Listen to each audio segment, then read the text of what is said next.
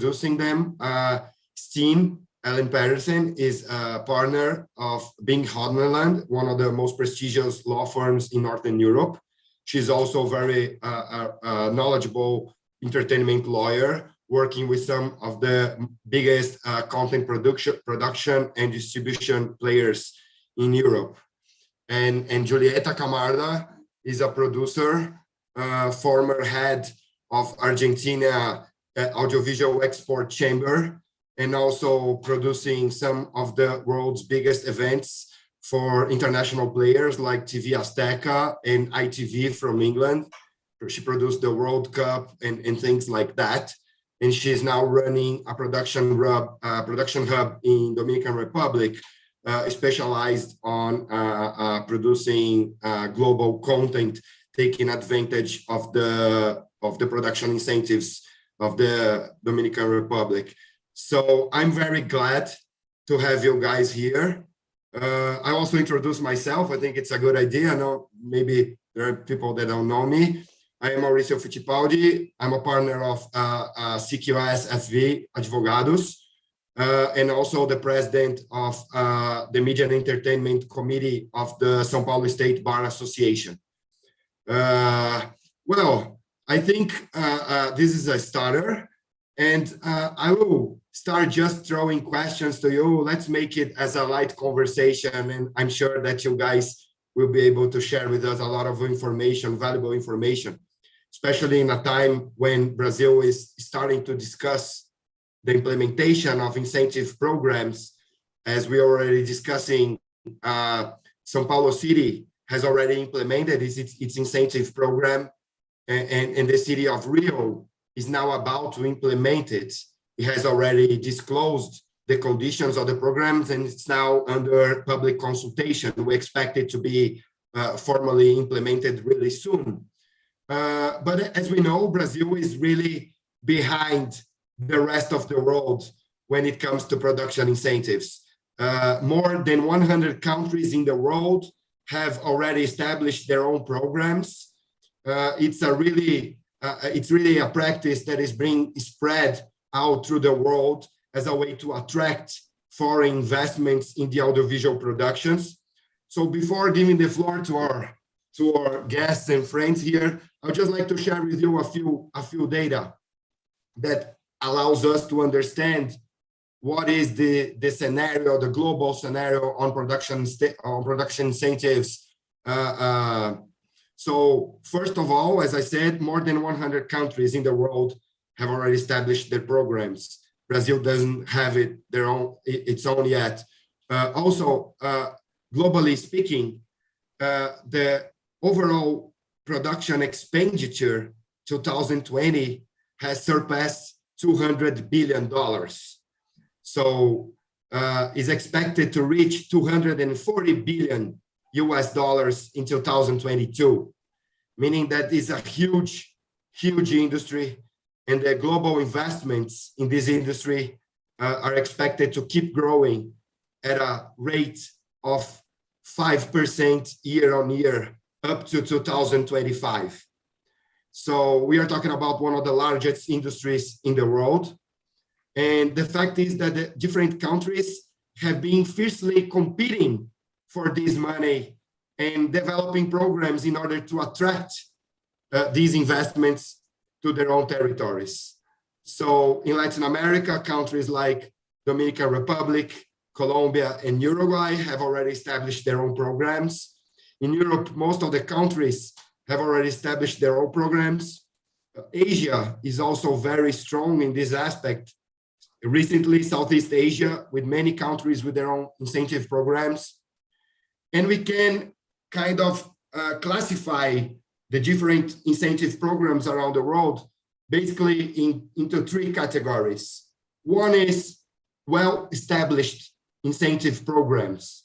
In these places where we can put like Canada, the US, United Kingdom, Australia, we have programs that have been established a long time ago.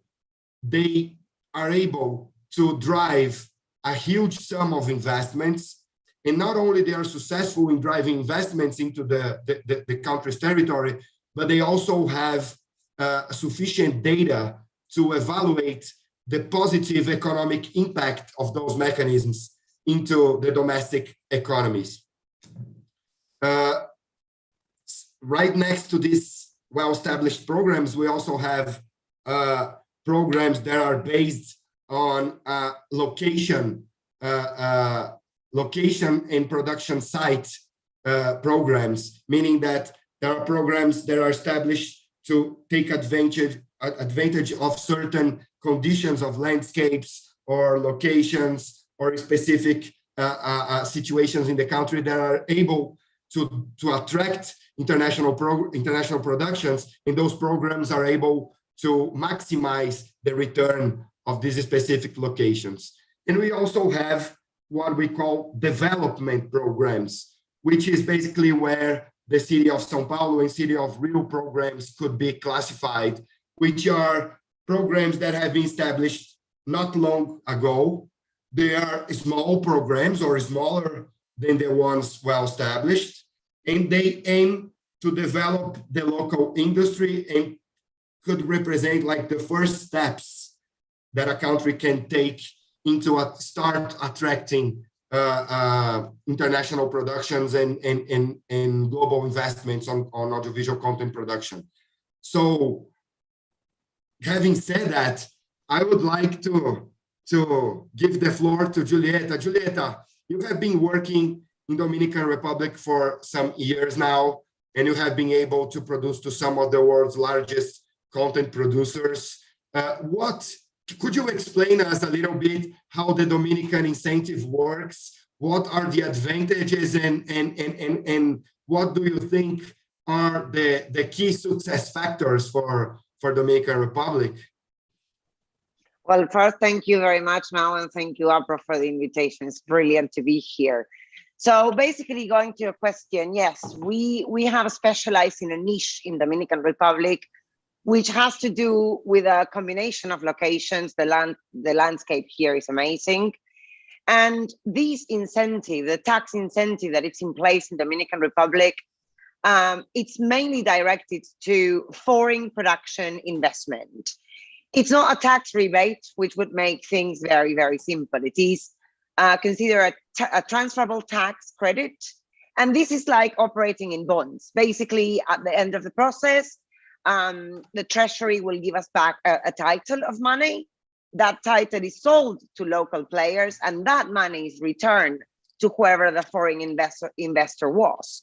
In terms of facts and figures and straight into the numbers, the promotion incentive is a 25% return. However, there is a process.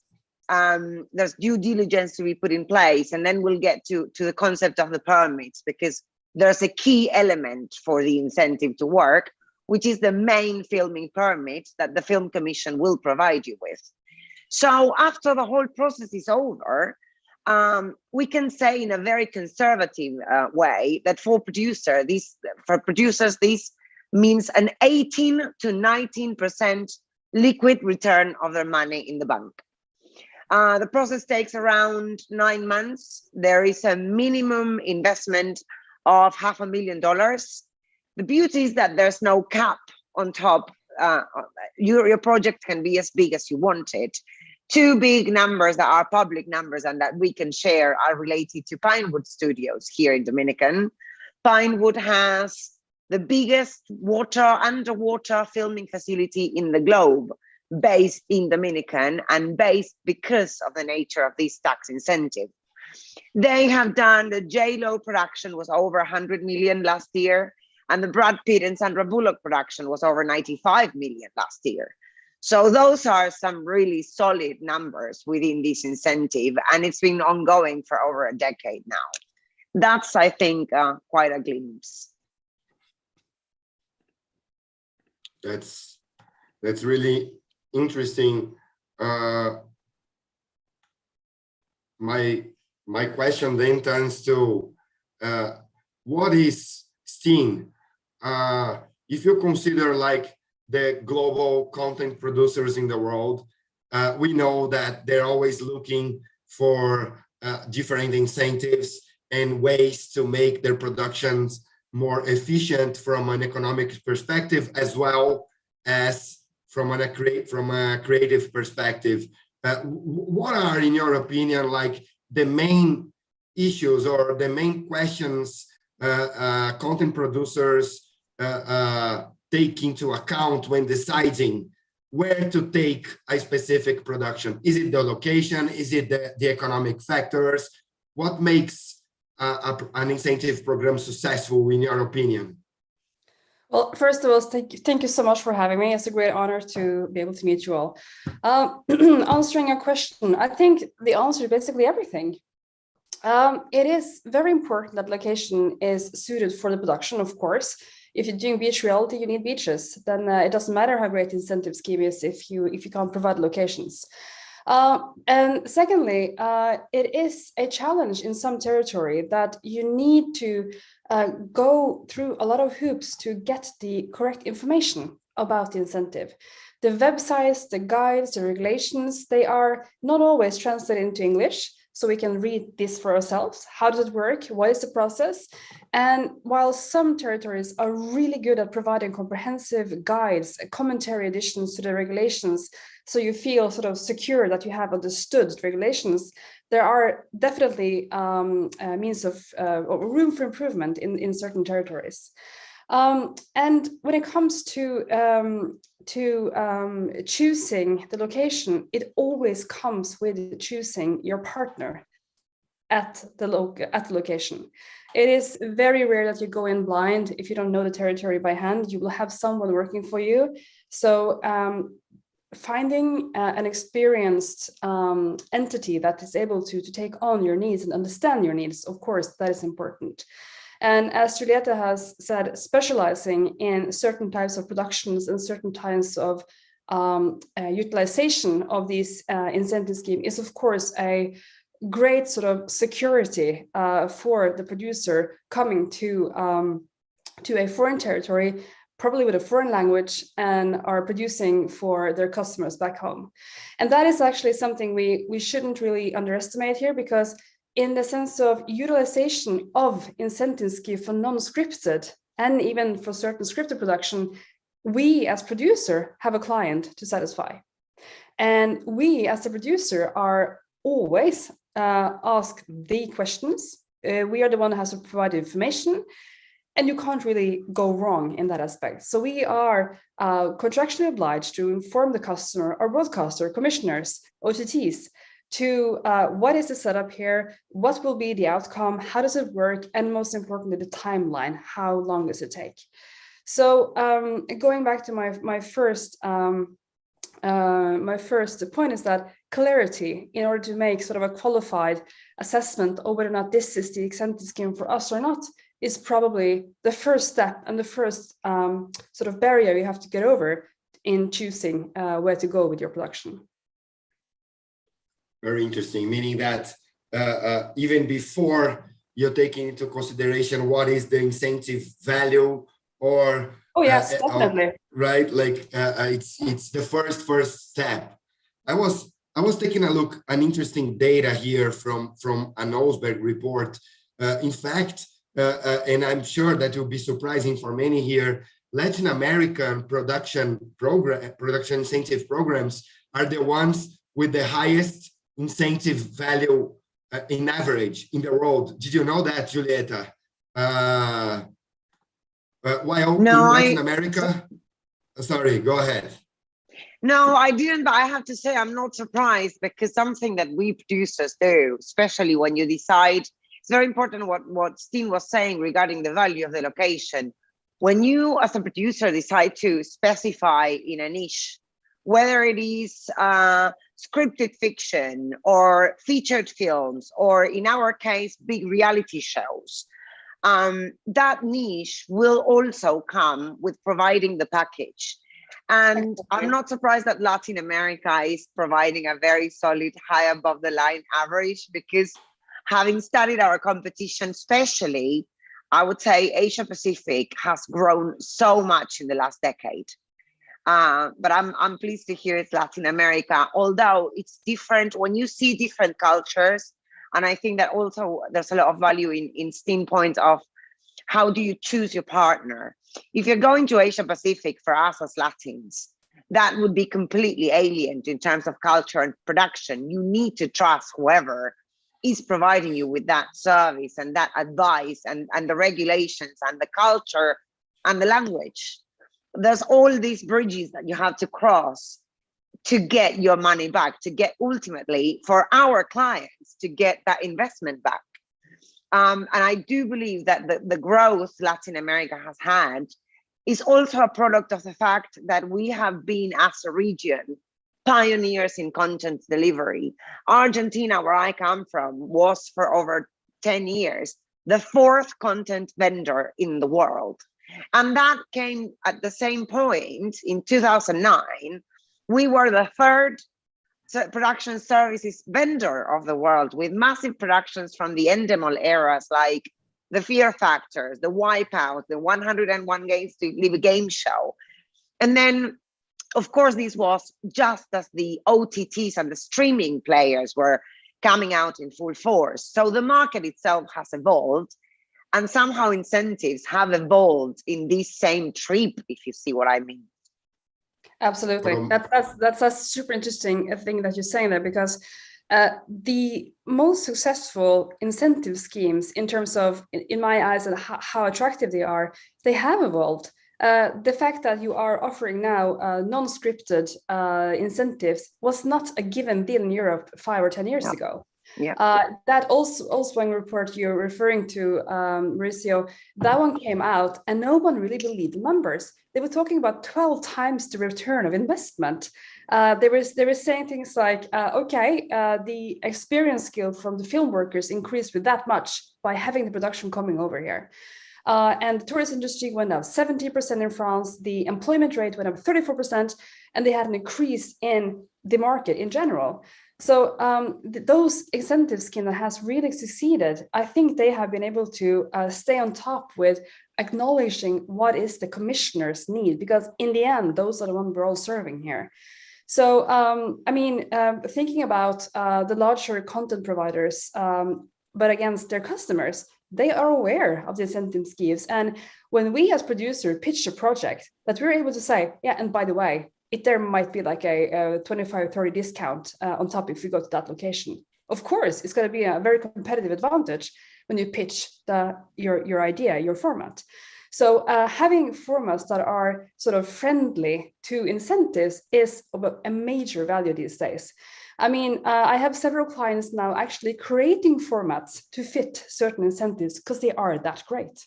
We just need a villa, we just need a beach, we just need something to go on there. Okay, we will qualify, we will use local crew, and suddenly you have a format that can go on for seasons that is tailored to a specific incentive scheme.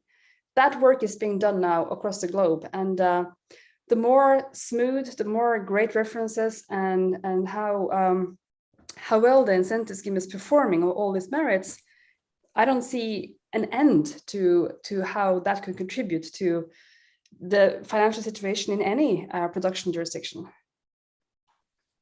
That's so interesting. Let's talk a little bit about it then. The economic effects of the attraction of production investments for the countries that actually are able to drive those investments. I mean, when talking to about incentives, we have many perspectives to be taken into account, right? So the first one, Stine mentioned, is certainty and clarity, right? We need the programs to be clear and to be certain, and the information needs to be delivered in a clear way, right? So, and Julieta also brought a different issue, which is infrastructure and potentially location. What other attractions this location or this country is able to offer to producers, right? We also have infrastructure and workforce. Julieta, what can you tell us about the relevance of having a trained and capable local workforce as a factor to attracting productions to Dominican Republic in particular, and in other countries in general? You are a producer. You more than anyone here knows how important it is to have skillful people, right?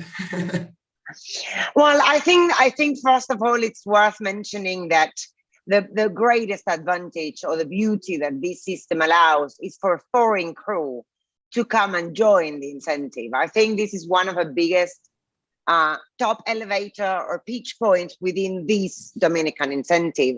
No matter who comes to work to Dominican Republic, that person can be paid in their countries with withholding tax agreements and tributing to this country a very little cut.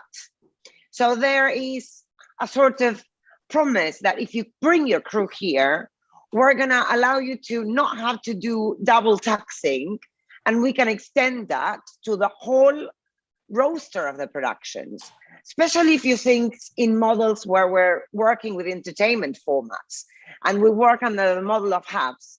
So you have one big show and then one country comes after the next. So for that continuity to be granted, the state has to provide the assurance that the taxation of that people coming to Dominican is minimum. However, the tax return will apply on those fees at the top of the possibilities. So basically, the more people you bring, the biggest the return the Dominican state will give you. There is a concept behind this, which is the Dominican comes from a very important tourism investment and history. The money is made with the tourism industry. So basically, if you're bringing people to work to Dominican, you're also moving their microeconomy. So you will have people eating in the restaurants, buying in their shops, using their mobile phones with local chips and local communications, so on and so forth. So that microeconomy movement is very valued within the incentive. This, of course, comes with a request or a mandatory issue here, which is that no matter how many people you bring into the country for this project, X project, you have to guarantee that 25% of the force will be Dominican. So it is together guaranteeing that there will be work and there will be the generation of job positions in this economy, together with the fact that they're happy to bring foreigners to work under this scope.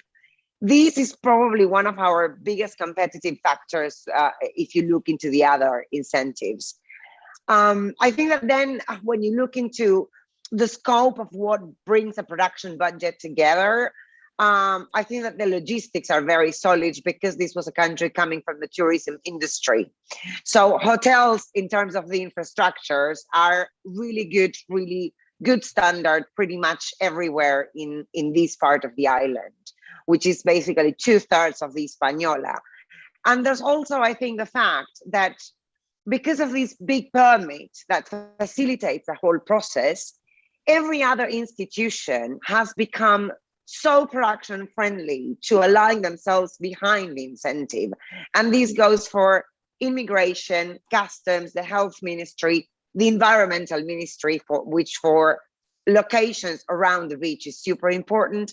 And I think that finally, something really important, especially for European clients in Latin America, is the security forces, the Navy, the Army, sorry about the dog, apologies.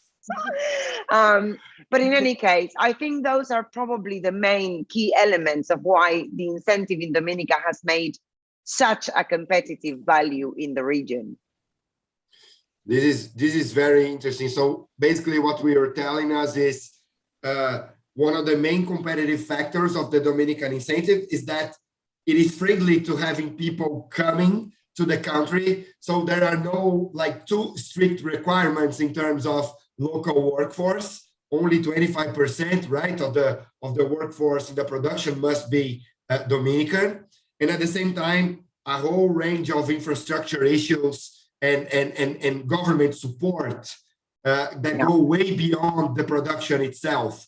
So it brings me, Steen, to the lawyerish issues. We need to have film permits. We need to be able to import equipment on a temporary basis. We need to write a lot of issues and legal issues, especially conflicts in terms of different laws and jurisdictions on employment law and tax law. How do you handle all these different aspects when choosing a specific location? Like, how important is that, and what do you look for when choosing? Well, when it comes to what sort of jurisdiction we're talking about, it's very important to keep in mind that the producer, when producing for a commissioner, doesn't have a whole lot to say when it comes to certain issues. We will be bounded by the commission agreement, and that will impose certain obligations. For instance, if you produce for any of the 3 commercial broadcasters in the Nordics, you will have to follow their code of conduct. You will have to follow their choice of law. You will have to follow all these sort of HSE plans. You have to have the COVID protocols of that broadcaster or commissioner. And your job as a lawyer will be to translate all that and to bring it with you where relevant to every single entity involved in the projects. So there's no secret that lawyers really enjoy talking to other lawyers because we sort of speak the same language. So, I mean, having had the pleasure to working with both Julieta and Mauricio, I'm just going to say that it is a whole easier process if there are legal expertise involved. And the reason is quite simple. This is a very peculiar field of law with a lot of areas that has to be covered. And having someone in that host country or in incentive country, it simply, well, simplifies the process. We are able to solve things quickly, and we have had a great success with several territories where there are an industry also legally. So entertainment law firm will definitely have a boost in terms of international relations, both representing the foreign companies coming in, needing help, needing local expertise, but also the new area of local fixers that will need to how to navigate these very complicated 74-page long commission agreements from the OTTs. It's You have mentioned a lot of areas. You have mentioned the need for infrastructure, security, and you're so right. But there's also a need to, in every sort of line in the budget, it comes with an industry or a type of service that has to be sort of aligned and informed about how things are working. So having said that, I think that having the territory that's offering the incentive scheme realizing the upsides that you will have, not only in the film industry, but as you said, with hotels, with drivers, with catering, travel. I mean, a lot of incentive schemes, they are now allowing the flights to the location territory to be included in tax incentive if you purchase the tickets through a local travel agent at the incentive territory. It's a whole industry outside the entertainment industry that's being affected positively.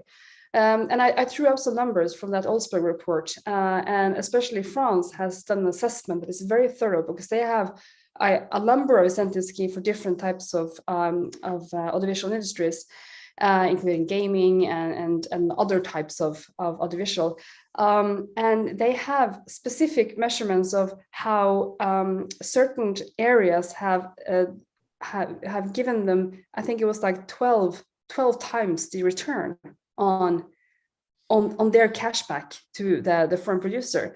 So when this is understood throughout the extended industry, usually we feel that it's just saying the word incentive production makes you a very attractive partner for a number of vendors, not only the ones you bring from back home. So the more time that passes in a incentive program, the more the industry know of it and more the extended industry know of it. So it sort of automatically creates a really good partnership, and also with all the functions you need because they will have experience in this. That's very interesting. I have some data here also from Olsberg showing that the production expenditure goes way beyond the specific production sector.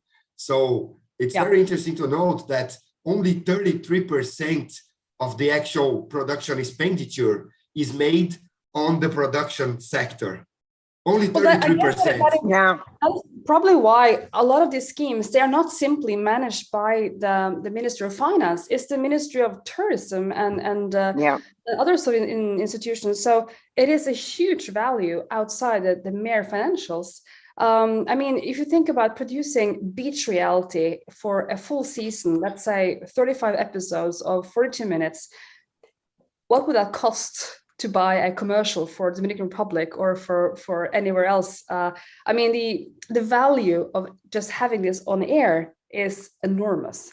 And also, I want to pinpoint something in that coming from a very small territory. I mean, we're 5 million people in Norway. I mean, that's hardly a very small neighborhood in any of your cities. But we have an incentive scheme, and what we have seen is that having the major Hollywood studios coming along doing James Bond in Norway, having Matt Damon shop at a local grocery store, and the sort of the effect of having this sort of high level production has also helped, I think, to sort of raise the bar in terms of the requirements for crew and for cast and for everyone involved. So it helps raise the experience level and the knowledge, basically. So I have yet to see any negative effects from this. Of course, you could argue that it will be a race to the bottom at some point, who will offer the most interesting and the most beneficial incentive scheme. But going back to location, it's not just the numbers, it's about the total package. I mean, we have 25% in Norway. We have a very complicated system that's under improvement now. But we basically managed to get productions to Norway because of our nature. It is pretty unique in terms of the mountains and the fjords and everything, and high cliffs to throw yourself out from. So I mean, it is more than just the finances. So I am 100% sure that this will be beneficial for any territory that imposes this, if it's done on the right with the right objectives. Yeah, Julie. In Dominican Republic, how would you say that not only the tourism industry, but in terms of other spillover effects, economic spillover, how do you see that the incentives playing a role? Let me just share with you like this data. Like I said, only 33% of the production expenditure is made on production itself, but another 11% on construction, 8% on travel and transportation, hospitality, finance and legal represent 5% of all expenditure, real estate, another 5%. Do you see those effects coming up in a country like Dominican Republic, you know, a Latin American country, with all these challenges and right? Like, does it play a beneficial role? Actually, all of it, and quite in similar numbers to the ones that you just described. That's quite interesting. By the way, to all the production people in the audience, you are not going to make it without lawyers, and you're very fortunate if you have lawyers representing you like Steen and Mauricio, because Steen, I think that Free to make it, no, but for real, there's a translation. I think that the value, like when you were explaining the Norwegian incentive, this has to be translated by the lawyers. So all the production deal, all the value of the locations, all the value of the incentive, including human resources, and the many industries that will form these, have to be translated into this contract at the time for each case and with the nature of the specific product. But if it's within the incentives, it will come together as this package. Your numbers, going back to your numbers now, I think that logistics, it's around 30% of mostly of all of our budgets.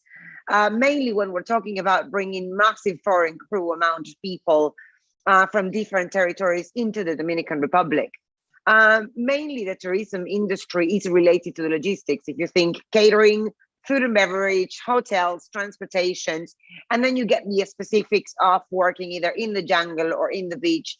And that will be things like safari tracks or big buses or lots of picture cars for whatever scene you're shooting. We've seen helicopters coming up and down for movies and big feature films. And then we've seen really small reality shows at most of the dating genre done in very small amounts. However, they all apply because you still need the transport, you still need the hotels, you still need the catering, and so on and so forth.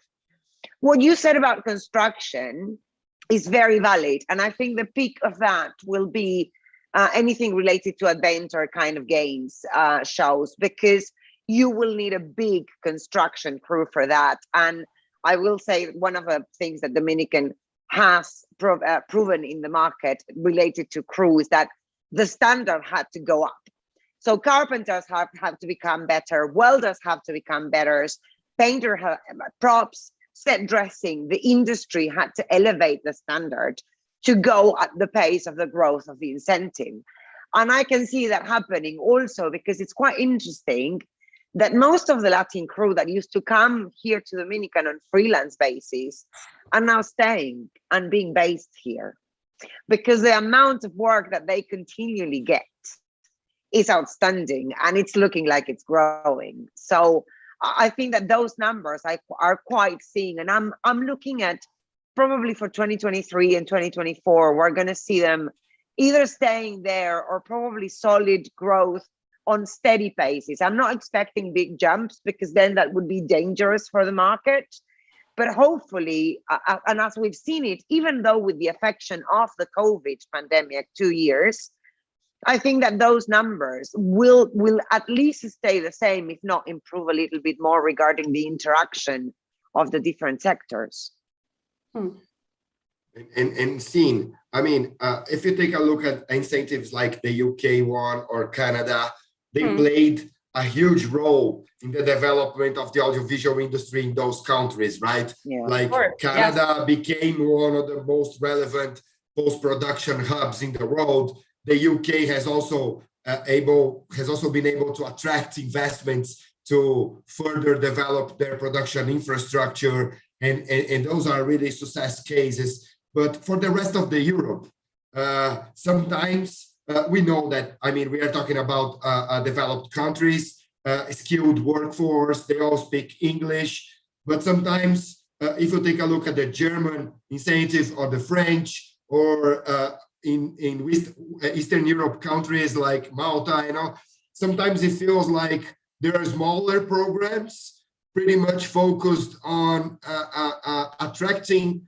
European productions, meaning that it would be a competition among different European countries. Is that exactly what is going on? How is the competition between countries in different European jurisdictions? What are the countries that are being most successful at this point? I think when it comes to Europe, I mean, UK and France and even Spain has been there early on with incentives. Eastern Europe as well. They were quickly out there saying that come to us, film in our beautiful old cities. We'll have the crew ready, the workforce ready, and you get a steady 25%. We don't ask too many questions kind of attitude. And then you have those who are offering less. You might not get it automatically. You just have to apply that you might get it. The problem is that in those kind of territories like Norway, it will always be like a very late decision in terms of if you will get the incentive or not. And you need to decide early on where to go. You can't apply a lot of territories and then decide. That is not how it works. When it comes to competition, it's not really easy to compare because they all have different merits and different things they bring to the table. And we have to keep in mind that we are, except for like animation, which can, you know, take place anywhere, we are talking about locations. It is about what is appropriate and suitable for your production. If you're filming ancient Roman films, it's a very different need than if you're filming dating reality from 2022. If you have the big city vibe or you have to have the jungle, that is super different. So in terms of competition, it's only possible to compare those who are alike. And there aren't too many of those who are alike, both in what they can offer in terms of location, language, and also in terms of clarity. I would say that UK is, I mean, obviously known for having very successful incentive scheme. Iceland has been a pioneer for a number of years. I mean, they have the glaciers and everything. You don't find that a whole lot of places these days. So I mean, they're sort of exclusive in that sense. Norway with their fjords, and the fact that we don't have anyone around us. Sweden doesn't have an incentive scheme at the moment, so Norway is the only one that can offer that. So we are in a good position right now. But then again, you have these red herrings like Malta. They recently introduced 40%, and that's a lot. And they also, as I said, are able to include the fees for your crew. If I bring Norwegian crew to Malta, what I pay them in Norway, I can also include as long as it's for that period they're in Malta. Flights are also included, and it's a very obvious move, in my opinion, because it is to get back in the game and not only do the big motion pictures as they have done in the past. So when it comes to the fact that you can't really compare, that is definitely my take on this. But then again, if you have 40% on Malta, almost guaranteed, and then you have 20% in Norway that you might get because you have to apply, it's not an automatic incentive scheme. And let's just say, for the sake of argument, that the production can fit both places. I mean, we are facilitating the commissioner's wishes here, and there's always someone cracking numbers. And when you have to choose, that does play a significant part, of course. Yeah. No, if I may, Sure. sorry, Mao, if I may, but it's really interesting what you're saying about Malta. From the Dominican Republic's perspective, this new move from Malta, which also has two big points that are very related to the competitivity of the Dominican one. The fact that you can include the crew, as you were explaining, and certain expenses that you would think that you would pay from the coming country, but they're included. It's, for us, it was like a worrying thing, because clearly they won back in the game. Yeah. And it brings me to probably the most difficult one to compete with, which is Fiji. Yeah. Fiji has been ongoing with a 50% tax return cash. It takes a long time. It takes about 2.5 to 3 years to actually get it back. But it's 50% and somewhat no questions asked. It's a very simple thing. In some cases, 75, you know that? In some cases, 75% it's a killer return. Yeah. But it also, funny, right?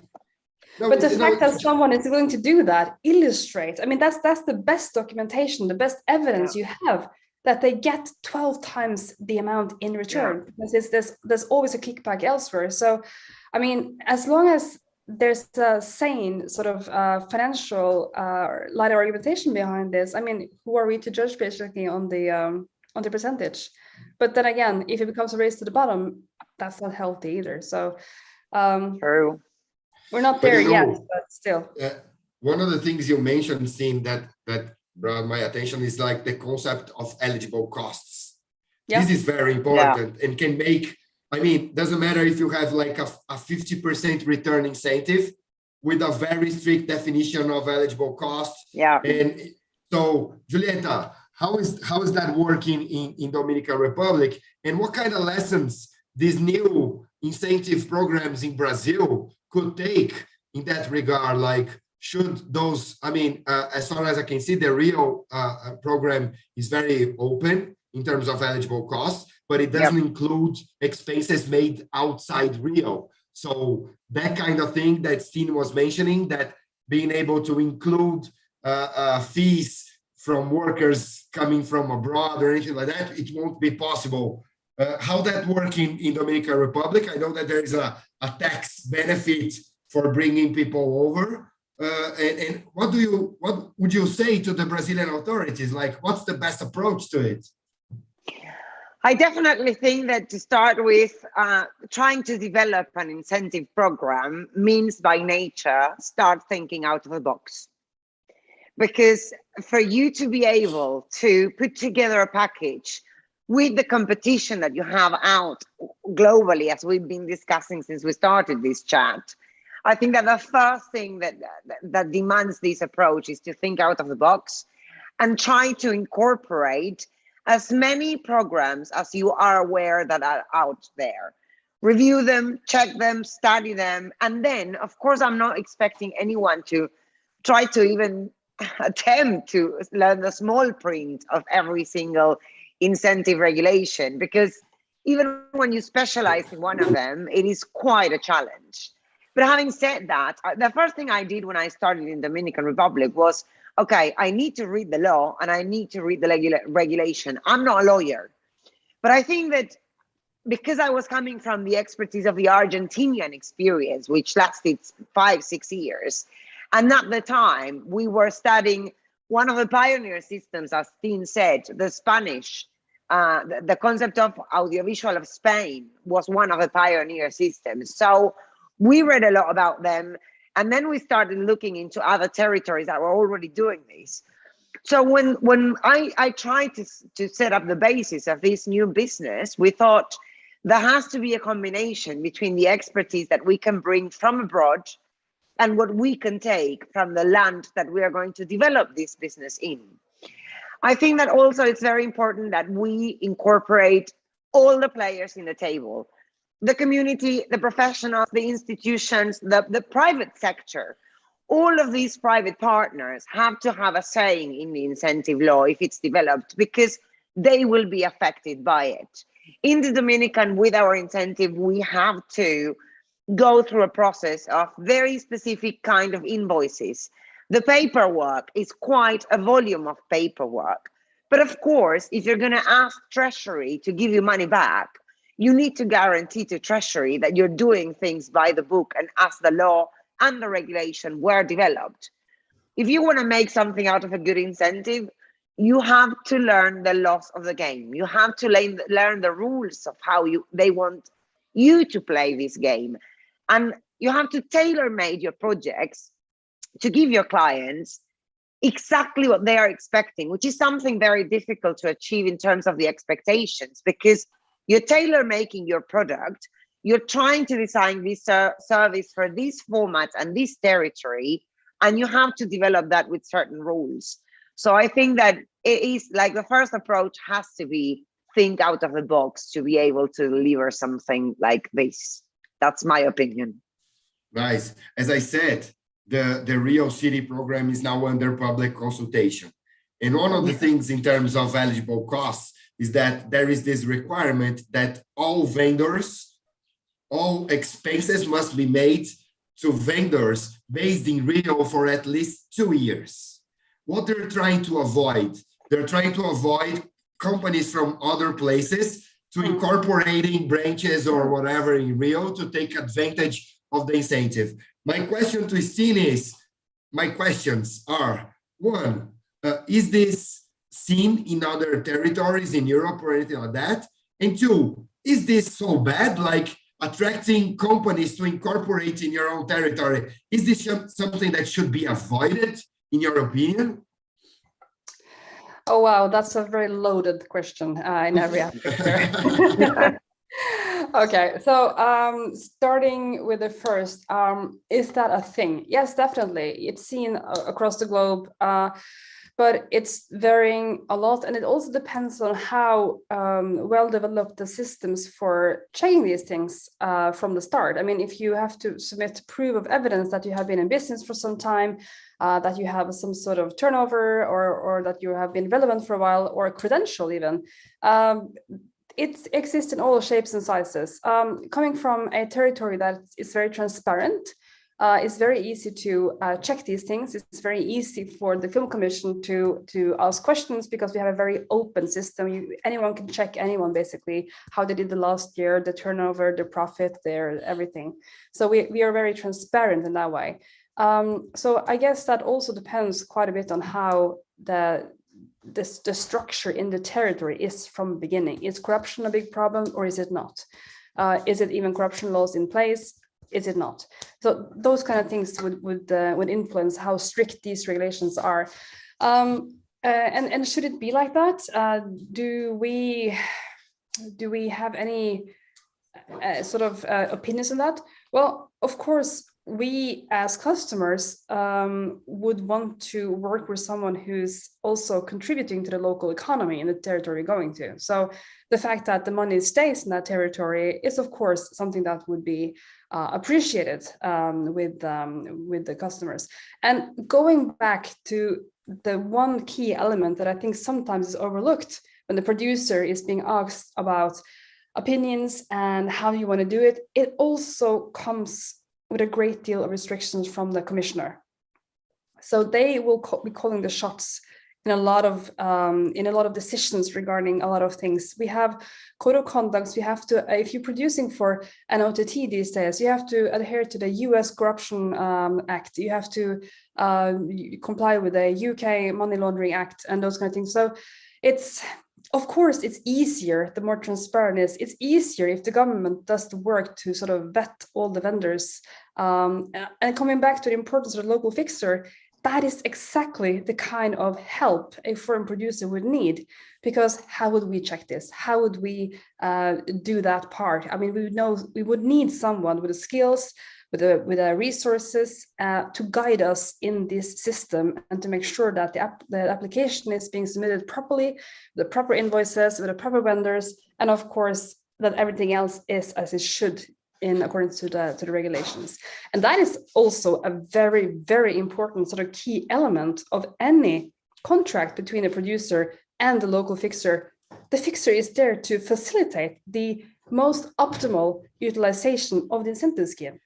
That's the knowledge the local fixer is selling us that we pay for. So, I mean, we have been blessed with a lot of really good fixers throughout the years, and we have a lot of great experiences, but the track record of the fixer is almost as important for us, because we rely on the fixer to be experienced enough to make all these assessments. Are we compliant? Is that someone we will want to be associated with? So, I mean, going back to the clients again, that's the same kind of questions they will ask. And we have to be accountable for everyone down the line, including the vendors you're talking about, that we cannot in any way vet the same way the local fixer can. Yeah. I think if I may now, yeah, because Sure. I think that part of what you're saying, Sting, is super related to what we were saying before regarding the evolution of the last 10, 15 years, the incentives, the kind of companies, all these anti-bribery codes or these anti-money laundering codes. It comes with global change. And I think that from the end of the production services that handles, and this goes for the Brazilian producers, I think this is very important what you were saying to bear that in mind.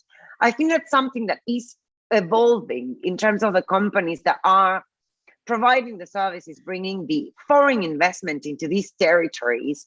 One of the things that we've seen and we've learned one way or another is that we've seen our production fees going down.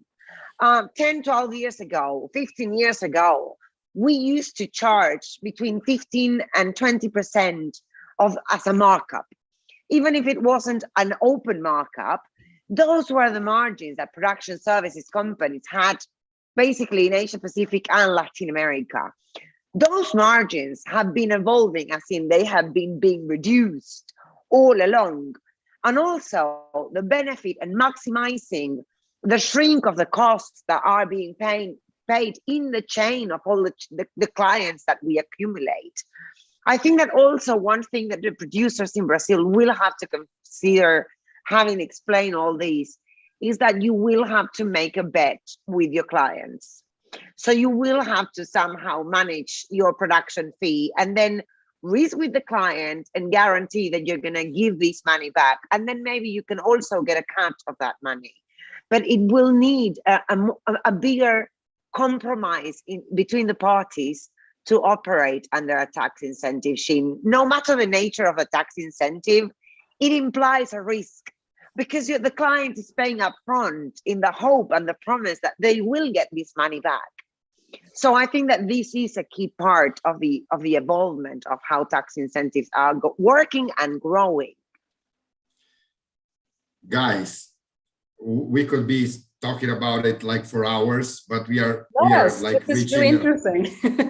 We are kind of reaching our limit here, but I still have one question, and we have questions coming from the audience. I'd like to ask about it too. But I'm gonna throw to you like a very complex question, but I'd like to hear what's your opinion, Julie, and seeing both of you. The question is for both of you. You mentioned like the gradual reduction of production fees. I don't think it's directly related to production incentives. I think it's an overall phenomenon of the audiovisual industry, right? But at the same time, incentives play an actual role on determining the different business models that could be used in a certain production. So I'll give you an example. Like we could be doing commission work for a streaming platform and taking advantage of the incentives in order to make it more efficient to our clients. But at the same time, we could be working on a co-production model with different countries and using the local incentives as a way to improve the economic condition of my production within this co-production, right?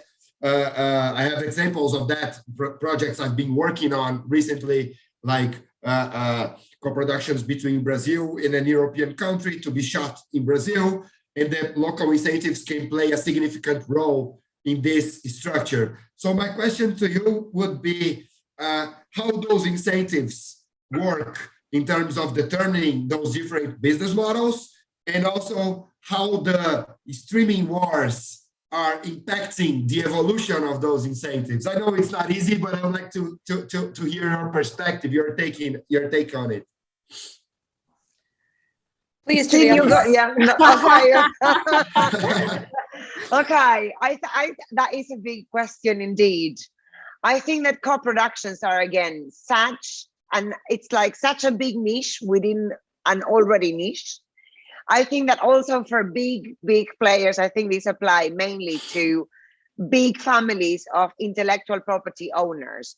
That what we used to call the big majors, the Warner, the Sony, the Paramount. Now we have these many players that have been acquiring other companies. We have it with ITV having acquired about 100 companies in the last 3 or 4 years. We have it in Banijay having acquired smaller companies on the scale like Mastiff Media, but then the big bot of Endemol Shine. So somehow I think that there is this new league of clients and vendors of intellectual property. And especially I think that when you look into co-production, you're looking more into the market of scripted fiction, where you have more of a fixed plan. And you have examples like, let's bring old school meets new school, Game of Thrones, shot for over 15 years in about, I think that over 60 countries, using different incentives, interacting with different laws and regulations and film commissions and tax incentives and withholding tax. This is definitely a globalized way of doing audiovisual or media entertainment.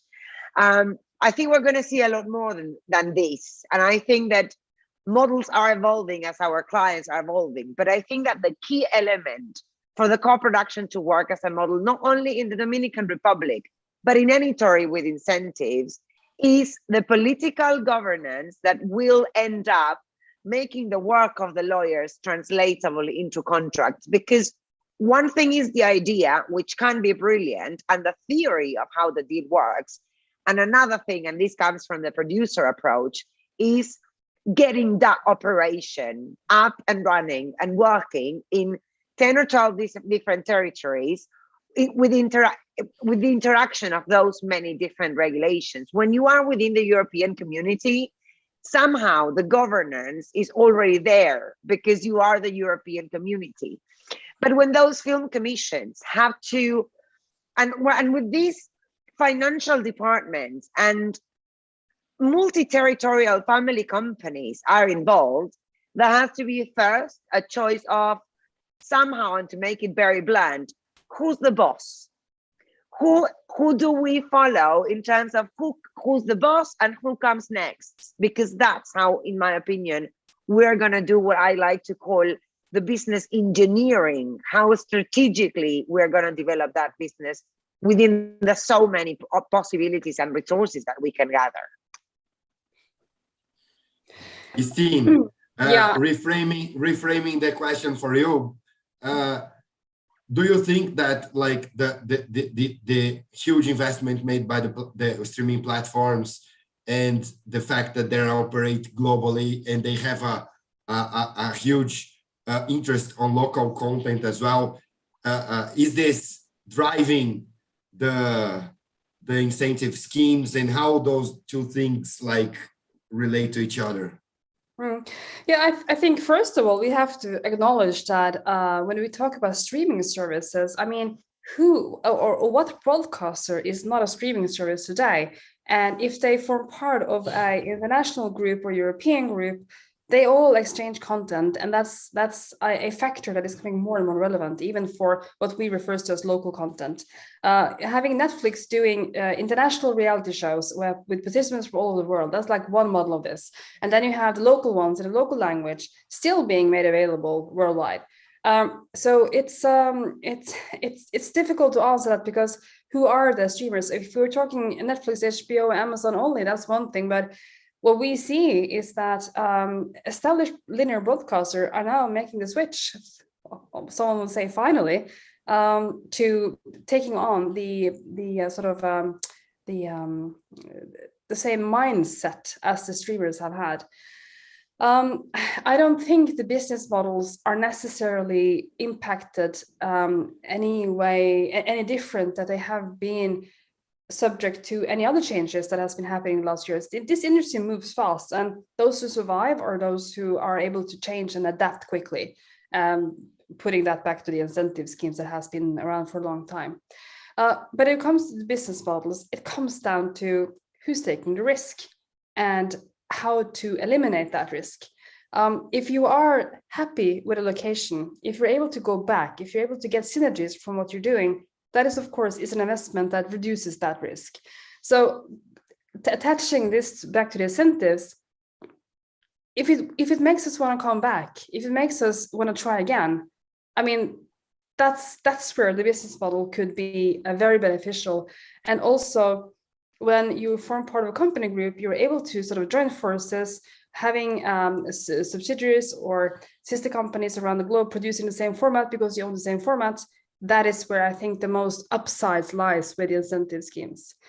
Reuse the experience, reuse the know-how that has been established on both sides of the table when it comes to incentive schemes. I think that is where the actual value would be. We have to adapt. Everyone has to adapt, and the clients are going to be different. They're going to be more of them, but they are also the ones adapting to the end users here that consumes this, regardless of where they are or in what local territory they are. Yeah, guys, that's been amazing. I have a final question from the audience. I think it's an interesting question because it somehow helps us to relate everything we discussed with the actual reality of many producers around the world, and specifically in Brazil. So Anna wrote here, like, my name is Anna and I work at an independent production company in São Paulo. I wonder how accessible those incentives are for independent companies. What kind of production companies are most of these programs targeting? So, I mean, I would like your take on this, Julie, from a producer perspective, and then Stine with this overall deal making and lawyers perspective. Who are those incentives aimed for? Are actually for local independent production companies? In the end of the day, is it aimed for the big producers? How do you think that works? I believe that in the case of the Dominican Republic, the beauty of this system, and I would suggest that you take a good deep look into how it's been built as a model, is that it goes for both. It has a domestic part of the regulation that is not only in place to stimulate the creation of local content and elevate the standard of local content. And there's also the international regulation, which is the one that is bringing the big foreign investment for different audiovisual productions. In terms of the local domestic regulations, I think that it does make a big difference for local production companies trying to put their content out there, because if they fulfill the process, they will not only end up with a potentially product on the market, but it has also been proven to be a game changer in the long run.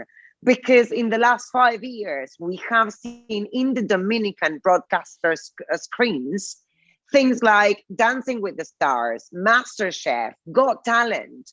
So Brazil has been a giant in the production and the content creation. Globo has been providing telenovelas, soap operas to the world since we can remember. You have a domestic industry of over 220 million people. You don't need the outside, but of course you can go for it. Now, I think that for the local production, and I understand that there is some kind of incentive with the Film Commission and the Ancine system, I think that if you find a way to relate the local domestic incentive with whatever you're doing to promote the foreign investment in the country, not only that brings the best of two worlds, but it will also definitely, having said all we did regarding co-productions, will also elevate the platform for your market to be even a bigger player than what you've already been in Latin America and the world. Yeah, I agree. The most successful incentives would definitely accommodate both the local producers and foreign producers, because, I mean, if you are able to pitch a project to a foreign customer, foreign commission, and then qualify because of the international merits of the production, then that is a recipe for success that a lot of production company has made a lot of money of. Being able to say, hey, I have this great idea, and if you film this in my territory, we're also going to get X% off your budget. I mean, that's pretty helpful when you're doing the pitch. And of course, I mean, remembering that a lot of the small territories that wanted to attract the industry was relying on the foreign production companies, the big studios to come. And as you've been touching upon earlier, to raise the bar, to make the local crew more experienced. And then, of course, that in combination with the local industry actually making use of that and pitching their own material and also qualifying, I mean, that is the chain of action that would be making the incentive scheme a proven success. So both, definitely, it should be available. Both.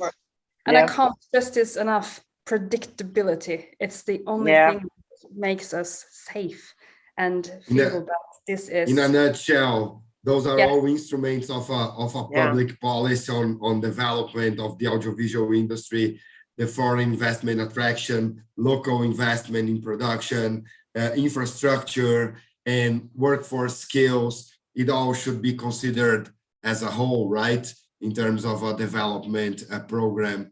Guys, I couldn't thank you enough for your time and for sharing your skills and experience and knowledge.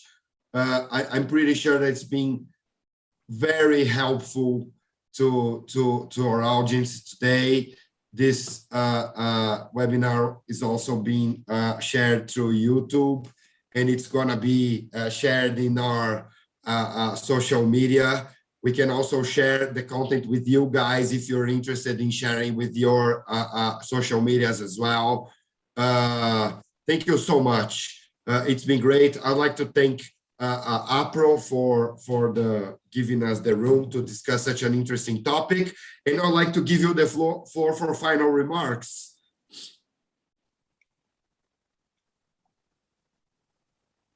Julie, please start. Honestly, thank you so much for the invite. I do hope that you have got a glimpse of how it works from different perspectives. In the case from where we see it, I think that we're going to have to improve a lot more. And this is definitely going to be part of the future, especially if you consider all the players in terms of the OTTs, and even for the territorial, the terrestrial old broadcasters. I think that for all of us, as Steve was saying, adapting and improving the systems we have in place will definitely be part of our future. So I think it's a good idea that Brazil starts to incorporate all these elements, because it's only going to take you to the next level. We're going to see a lot more of this competitivity being brought up everywhere. Yeah, I can just join Julieta on that. And remembering what one of my law professors once said, I mean, who learns from other mistakes? But I think he was actually wrong, because having so many incentive schemes, being around the block for so many years, you are able to learn from others' mistakes and rectify them and make something even greater. So good luck, and thank you so much for having me here today. Thank you, guys. It's been a real pleasure, and I hope to be able to talk to you again very soon.